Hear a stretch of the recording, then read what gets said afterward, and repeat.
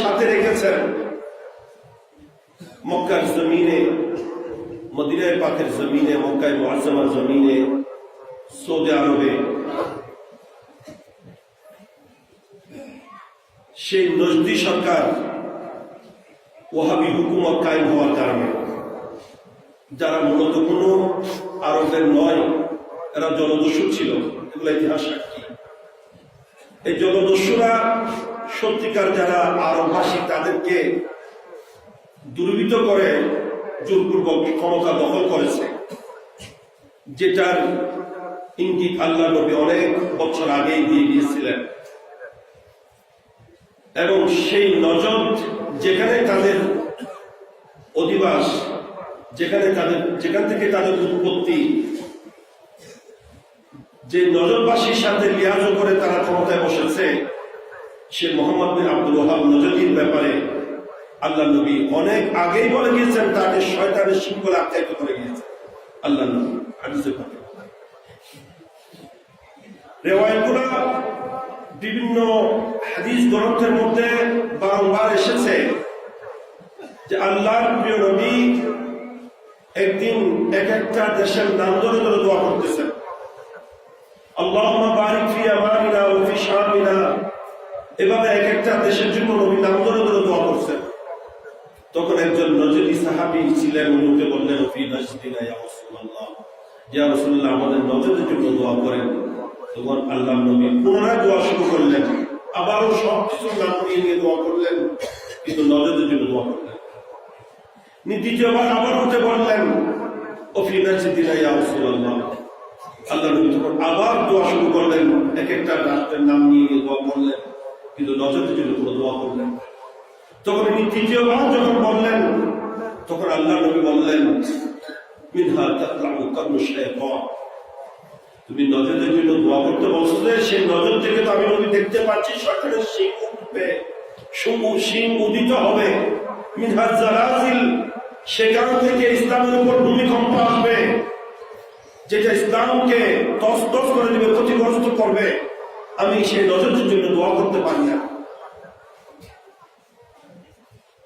ওই নজদিরা ক্ষমতায় এসে সে সৌদি আরবের যত সাহাবায়ে কেরামের মাজারাত ছিল, উম্মাহাতুল মুমিনিন আওলাদ রাসূলদের মাজারাত ছিল, তাবিঈন তবে তাবিঈন আইমায়ে কেরামের মাজারাত ছিল, সব ভেঙে চুরমার করে দিয়েছে, কিছুই বাকি রাখেনি।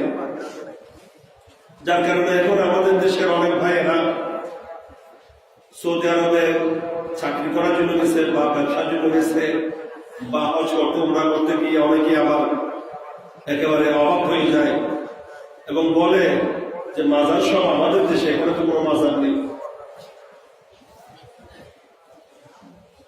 এবং এইটাকে বড় দলিল হিসেবে পেশ করতে চায়, কিন্তু সৌদি আরবে মাজার নাই। জি, এখন নাই, এটা 100 বছরও পূর্ণ হয় নাই, তারা ক্ষমতায় বসেছে। এর আগে মাজার ছিল, যেগুলোর ডকুমেন্ট আমাদের কাছে একেবারে সচিত্র ভাবে আছে। মাজার ছিল, এগুলোকে তারা ভেঙে চুরমার করে দিয়েছে, ভেঙে ফেলেছে ক্ষমতার দাপটে। এখানে মাজার নাই বলে যে মাজার হতে পারবে না, এটা শিরিক বেদাত হয়ে যাবে, এরকম কোনো কথা নয়। এটা তো ওই সমস্ত মজলুম যাদেরকে আল্লাহ নবী দোয়া করেননি, যারা ইসলামের মূলে আঘাত করেছে, ইসলামের মূলে আঘাত ফেলেছে, যারা মুসলমানদেরকে বিভিন্ন দলে বিভক্ত করে দিয়েছে, যারা সত্যিকার মুসলমানদের উপর শিরক ও বেদাতের ফতোয়া দিয়ে নানাভাবে তাদেরকে অত্যাচার করছে, জুলুম করছে, যারা নিয়মিত ইসলামের বিরুদ্ধে অবস্থান নিচ্ছে এবং প্রতিনিয়ত যারা ইহুদ ও নাসারার সাথে বন্ধুত্ব করছে, এই পর্যন্ত যারা কখনো মুসলমানদের পক্ষে কাজ করে না, বরং দেখা যায় সবসময় তাদের কাজ ইহুদিদের পক্ষে হয়ে থাকে। ঠিক কিনা? বাস্তবে দেখেন, আপনি বর্তমানেও দেখেন, বর্তমান সৌদি সরকার ইসলামের পক্ষে সমস্ত বিল পাস করছে, সবকিছু করছে ইসরায়েলের পক্ষে। ফিলিস্তিনিকে হজ করার অনুমতি দিচ্ছে না, সৌদি আরবের ভিসা দিচ্ছে না, আর ইসরায়েল পাসপোর্টধারী তাদেরকেই সৌদি আরবের ভিসা দিচ্ছে। ইসরায়েলকে রাষ্ট্র হিসেবে যে ইসরায়েল ফিলিস্তিনের মধ্যে জোরপূর্বক দখল করে বসেছে, তাদেরকেই রাষ্ট্র হিসেবে স্বীকৃতি সৌদি আরবে দিচ্ছে নির্লজ্জের মতো। এরাই সবসময় তাদের পক্ষে কথা বলে, আর এরাই ইয়েমেনে হামলা করছে, এরাই সিরিয়ার মধ্যে হামলা করছে সেই সৌদি আরব, এরাই কাতারকে অবরোধ করছে, অথচ তারা এই পর্যন্ত কখনো ইহুদির বিরুদ্ধে একটা বোমাও ছাড়ে নাই, একটা গুলি ছুটে নাই। আর নিয়মিত তারা সে আমেরিকানদেরকে এনে গাঁথি দিয়ে সে ইরাককে তছনছ করেছে, ইরানের উপর হামলা করার পায়তারা করছে। এভাবে একের পর এক মুসলিম রাষ্ট্রের উপর আক্রমণ করে, কিন্তু এক পর্যন্ত তারা কখনো কোন বিধর্মীর উপর হামলা করে নাই, তাদের উপর একটা বোমা পর্যন্ত ছুটে নেই, ঠিক কিনা? এটাই বাস্তব। এরা মাজার ভেঙে ফেলছে, এটার জন্য যে মাজার করা শিরক হবে, বেদাত হবে, এটা সম্পূর্ণ অযৌক্তিক কথা। সৌদি আরব আমাদের কাছে দলিল নয়। আপনি দেখেন সৌদি আরবের হেরামের ইমাম, আমি সমালোচনা করছি, এটা বাস্তব কথা, এটা কোনো দুর্বল বিষয় নয়। সৌদি আরবের হেরামের ইমাম, তাদের মাথায় পাগড়ি নাই, এরা মাথায় পাগড়ি পরে না, একটা রুমাল রেখে দেয় শুধু মাথার উপর।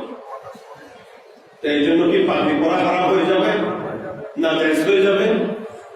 অথচ সহিহ হাদিসের মধ্যে রয়েছে, আল্লাহর নবীর রিওয়ায়াতের মধ্যে আসছে, আল্লাহর প্যারা নবী সাহাবী বলছেন, খুতবা দিচ্ছেন, আমি দেখছি আল্লাহ নবীর ছেলে পাকের উপর পাগড়ি মুবারক রয়েছে। কারণ পাগড়ি মুবারক পরিধান অবস্থায় আল্লাহ নবী খুতবা দিচ্ছেন, সাহাবী বলছেন, এটা আমি সচক্ষে দেখছি। এভাবে রিওয়ায়াত আসছে আল্লাহ নবী পাগড়ি মুবারক পরিধান করছেন। তো পাগড়ি পরিধান করা একটা নবীর সুন্নাত, সৌদি আরব করছে না বিদায় এটা কি দলিল হয়ে যাবে, এটা নাজায়েজ হয়ে যাবে? যারা সৌদি আরবের দোহাই দিয়ে এখানে শিরক বেদাতের ফতোয়া লাগায়, এরা তো পাগড়ি পরিধান করে, তাহলে তো এদের মাথার পাগড়িগুলো খুলে ফেলতে হবে, যেহেতু সৌদি আরবে পাগড়ি পরে না।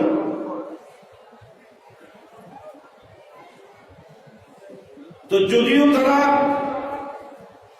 হযরত সাহাবায়ে কেরাম, আহলে বাইত রাসূল, আজওয়াজ মুতাহহারাত, আইমায়ে কেরাম ইনাদের মাজারাতকে ভেঙে চুরমার করে দিয়েছে, বাংলা অবশিষ্টগুলোও কিন্তু বিদ্যমান এখনো আছে। জান্নাতুল বকিতে গিয়ে দেখুন, ওখানে আগের প্রাচীর গুলার কিছুটা কিছু অংশ অবশিষ্ট অংশ রয়ে গেছে, ওগুলা ভেঙে ফেলছে। কিন্তু এরা আল্লাহর নবীর মাজারে পাক, রওজায়ে পাক ভাঙতে পারে নাই। ভাঙার জন্য বারবার ষড়যন্ত্র করেছে, কিন্তু সব ষড়যন্ত্র নস্যাৎ হয়েছে। তো যেমনি ভাবে নবীর রওজায়ে পাক এখনো বিদ্যমান, নবীর রওজায়ে পাকের উপর যেভাবে গিলাফ রয়েছে, গিলাফ মোবারক রয়েছে, নবীর রওজায়ে পাকের উপর যেভাবে বন্দিজ রয়েছে, ঠিক সেইভাবে সিদ্দিক আকবরের মাজারের পাকও আছে, ওই রওজায়ে পাকের উপর গিলাফও আছে, ওই রওজায়ে পাকের উপর বন্দিজও আছে। কারণ সিদ্দিক আকবর তো নবীর মধ্যে বিলীন হয়ে গেছেন, এই জন্য নবী যেখানে সিদ্দিক আকবর সেখানে, এবং নবীর রওজায়ে পাক যতদিন থাকবে, সিদ্দিক আকবরের রওজায়ে পাক ততদিন থাকবে। সিদ্দিক আকবরকে নবী থেকে জুদা করার সুযোগ নেই, সম্ভব নয়। এবং এটার জন্য বারংবার ইহুদি নাসারাও পায়তারা করেছে, বিভিন্ন বাতিলরাও পায়তারা করেছে। আমাদের কাছে কিতাব রয়েছে, সৌদি আরবের ছাপা কিতাব, সৌদি আরবের ছাপানো কিতাব, এখানে ইতিহাস আছে।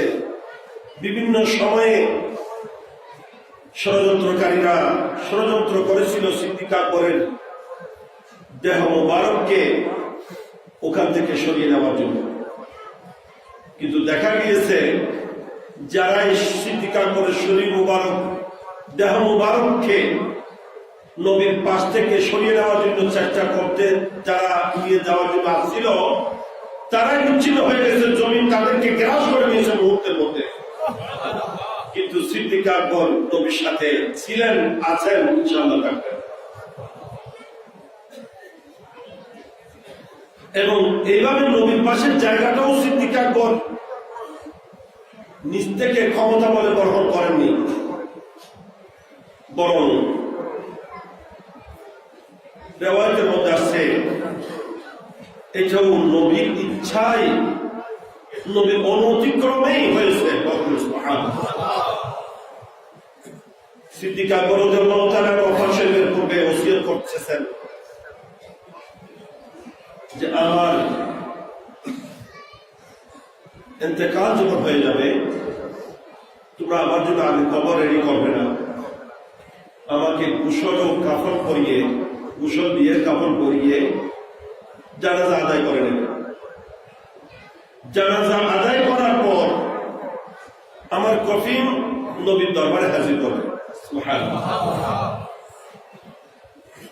এবং প্রিয় নবীর দরবারে আমি সিদ্দিক আকবরের সালামি আরজ করবে এবং নবীর দরবারে আমার একটা দরখাস্ত পেশ করবে যে ইয়া রাসূলুল্লাহ, এটা আবু বকর যিনি সারা জীবন আপনার সাথে ছিলেন, এখন ইনি পরকালে পাড়ি দিচ্ছেন, ইনার আশা আখিরাতেও উনি আপনার সাথে থাকবেন। বলেন যদি দেখতে পাও আল্লাহর নবীর রওজায়ে পাক থেকে কোন উত্তর এসেছে, নবী অনুমতি দিয়েছেন, তাহলে আমাকে সেখানে নবীর পাশে দাফন করবে, অন্যথায় আমাকে জান্নাতুল বাকিতে মুসলমানদের কবরস্থানে দাফন করে দেবে। তো রিওয়ায়াতের মধ্যে আসছে ঠিক সেই মোতাবেক সিদ্দিক আকবরের কফিন মোবারক জানাজা শেষে নবীর দরবারে হাজির করা হয়েছে।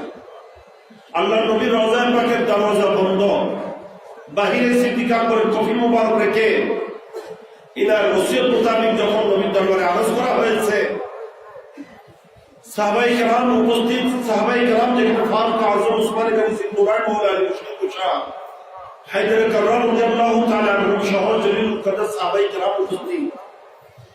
এনারা বলতেছেন আমরা দেখতে পাচ্ছি আল্লাহর নবীর রওজায়ে পাকের দরজা অটোমেটিক ভাবে খুলে গেছে এবং আমরা নিষ্কানে শুনতে পাচ্ছি আল্লাহর নবীর আওয়াজে পাক আসতেছে। রওজায়ে পাক থেকে আল্লাহর নবী আওয়াজ করে বলছেন জামিলুল হাবিব ইলাল হাবিব লিআন্নাল হাবিব মুস্তাকুন ইলাল হাবিব, তোমরা আমার বন্ধুকে বন্ধুর সাথে মিলিয়ে দাও। সিদ্দিক আকবর যেভাবে আমার জন্য অপেক্ষা করেন, আমিও তো সিদ্দিক আকবরের জন্য অপেক্ষা করছি।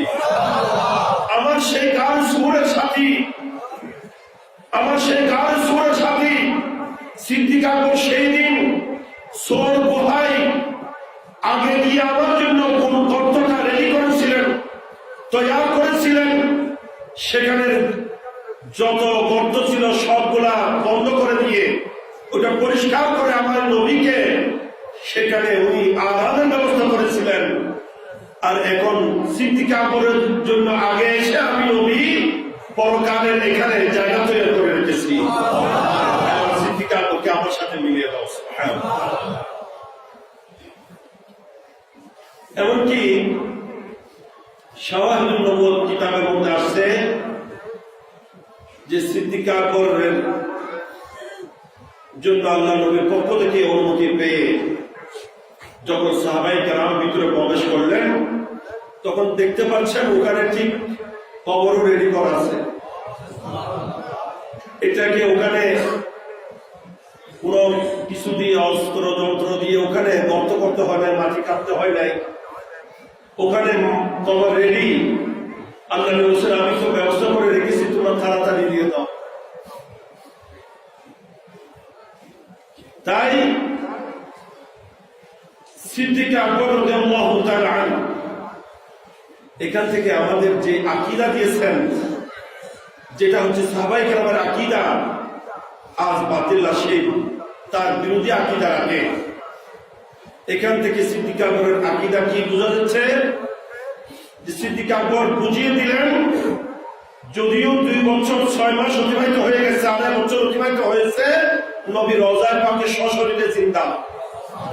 নবী আমার আওয়াজ, তোমাদের আওয়াজ শুনবেন, আমার দরখাস্ত তোমরা বললে এটা শুনবেন, বুঝবেন এবং নবী কোনো না কোনো সিদ্ধান্ত দেবেন। ঠিক সেভাবে নবী দিয়েছেন। তাহলে